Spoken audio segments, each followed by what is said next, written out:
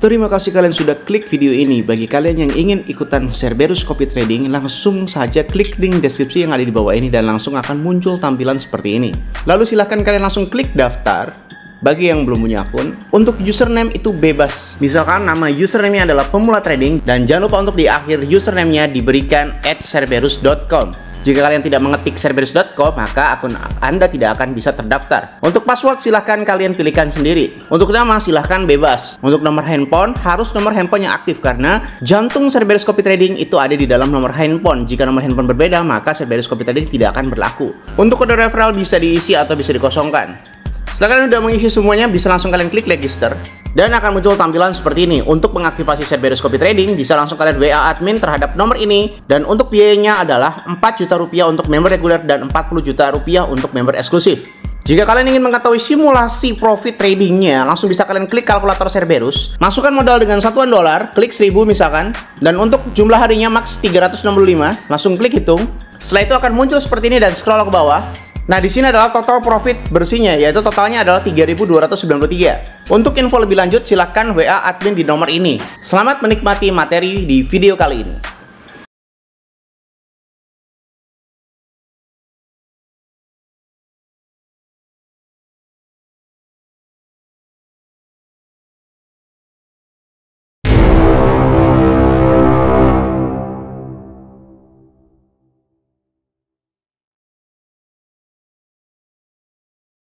Salam traders, balik lagi sama saya Andi Firmansyah di channel ESG.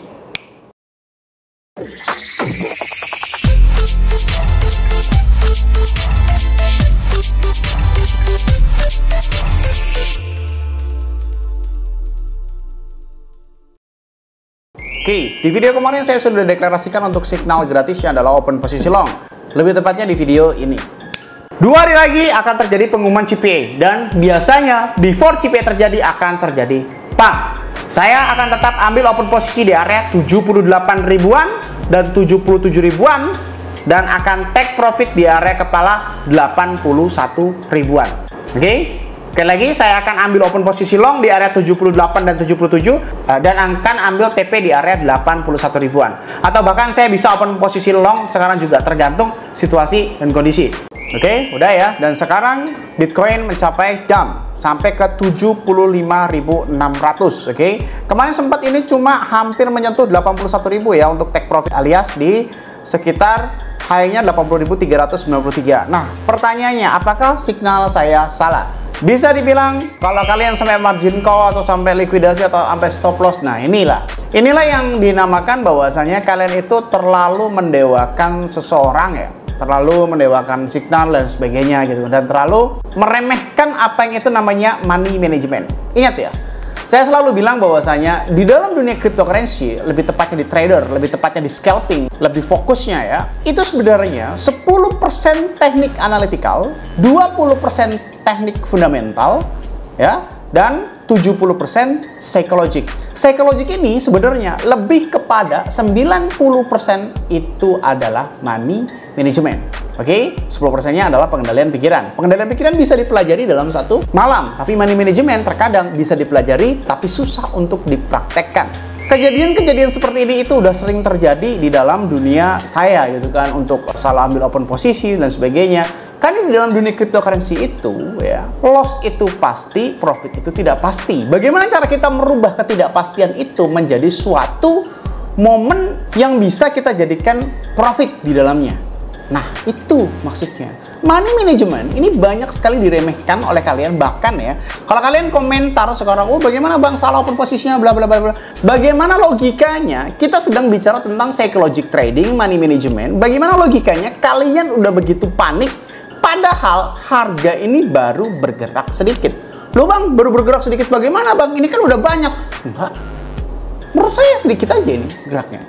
Karena apa? Yang kalian open posisinya berapa persen dari modal? Yang saya open posisikan dan selalu saya sarankan ke kalian adalah 10%. Juga member Cerberus juga biar paham ya bahwasanya tujuan saya mengopen posisi 10%, 15%, 20% dan kebetulan sekarang adalah 10%, itu untuk meminimalisir terjadi kesalahan-kesalahan seperti ini gitu kan. Karena apa? Open posisi itu nggak selamanya saya benar gitu kan. Pada saat kesalahan salah, nah itu apa yang harus kita lakukan? Ya, bahkan di video ini kalau misalkan kalian tanya, "Bang, apakah udah waktunya untuk meng-average?" Saya katakan belum. Apakah kalian lupa? Ya, apakah kalian lupa? Catatan money management itu kalian lupa atau bagaimana? Jadikan wallpaper saja kalau misalkan kalian lupa, ya. Jadikan wallpaper atau jadikan screensaver atau jadikan sebuah tulisan di kamar besar Anda gitu kan. Selevel saya aja, itu saya masih terus mengingat tentang money management. Ya, hukum average itu kayak gimana? Itu saya selalu mengingat. Bagaimana kalian yang baru belajar tidak mengingat tentang hukum average. Kalau dari open posisi saya yang kemarin dan sekarang ini mencapai 75.400, itu baru floating di bawah 20% guys. Karena saya pakai leverage 5. Saran saya kan pakai leverage 3, 4, 5. Maksimal 10 tapi saya pakai 5. Lebih dari itu resiko kalian, ya. Intinya perspektif saya dan standarisasi saya adalah 5. Oke. Kalau belum 20% terus kalian average lagi, itu akan membuat otak kalian bermasalah. Gitu guys. Kalau misalnya kalian nanya, "Bang, bagaimana? Apakah saya udah waktunya ke average lagi?" Dari 78.000 ke 75.000 itu baru turun berapa persen sih? Ya kan? Baru turun berapa persen? Turun sekitar 3%. 3% kali 5, 15. Belum waktunya. Kalau saya pakai leverage 5, biasanya saya meng-average di atas 35% atau bahkan di atas 40%. Apakah sebanyak itu, Bang? Nah, tentu saja tidak. Nah, itulah kenapa Cerberus itu begitu mahal. Kenapa Cerberus itu hingga 40 juta? Kenapa Cerberus itu aktivasi dan gas fee-nya begitu mahal? Karena itu, bro. Hal yang saya punya dan kalian tidak punya. Padahal saya selalu bilang bahwasanya hukum trading itu yang pertama harus kalian kuasai psikologik. Untuk teknik analytical itu kalian satu hari itu bisa. Untuk fundamental, emang dari mana logikanya fundamental itu harus belajar dari mana coba? Fundamental itu seolah-olah 1 tambah 1 2, 2 tambah 2 4, 3 tambah 3 6 gitu aja. Pertanyaannya adalah seberapa cepat Anda mendapatkan berita fundamental itu. Gitu. Jadi fundamental itu tidak ada sesuatu yang dipelajari. Ya misalkan terjadi perang ya, masa perang tiba-tiba Bitcoin naik ya enggak kan? Ya pasti turun. Misalkan terjadi BlackRock menginvestasi dan Bitcoin gitu, ya masa Bitcoin turun ya pasti naik dong. Jadi fundamental itu sesuatu yang tidak perlu dipelajari. Kalau teknik analytical satu hari jadi. Yang harus dipelajari adalah teknik psikologiknya. Terlalu buru-buru menghukum average ya, terlalu buru-buru untuk melakukan open posisi lagi atau average. Apalagi kalian ini posisi leverage-nya 10, posisi leverage-nya 8 atau bahkan 20. Nah, inilah cikal bakal kalian terjadi likuidasi. Ya, itulah cikal bakal kalian terjadi liquid margin call. Itulah kenapa alasan saya bisa bertahan selama 4 tahun dengan win rate 99%. Kalau misalkan, jadi kesimpulannya apa, Bang, di video ini? Kesimpulan di video ini, belum untuk saatnya open posisi average, guys. Belum saatnya. Saya mungkin akan average ke area sekitar 73.000 atau sekitar 70.000. Itu saya baru average 1, baru kepake 20% dari modal. Atau misalkan nanti kalau saya pakai beberapa kali ini, saya pakai lagi nih 30 nih. Kalau di catatan saya, kalau kalian memakai 5% dari modal, boleh kalian meng-average. Kalau misalkan dipakai 10% dari modal, ya tunggu sekitar area sekitar 72.000 sampai ke 70.000.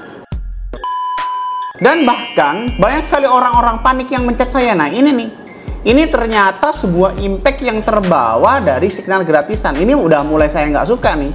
Jadi kalau misalkan kalian masih pengen signal gratisan, tolong jangan ngechat pribadi saya, oke? Chat pribadi saya naruh nomor di YouTube itu bukan berarti saya akan menjadi konsultan gratis buat kalian guys ya.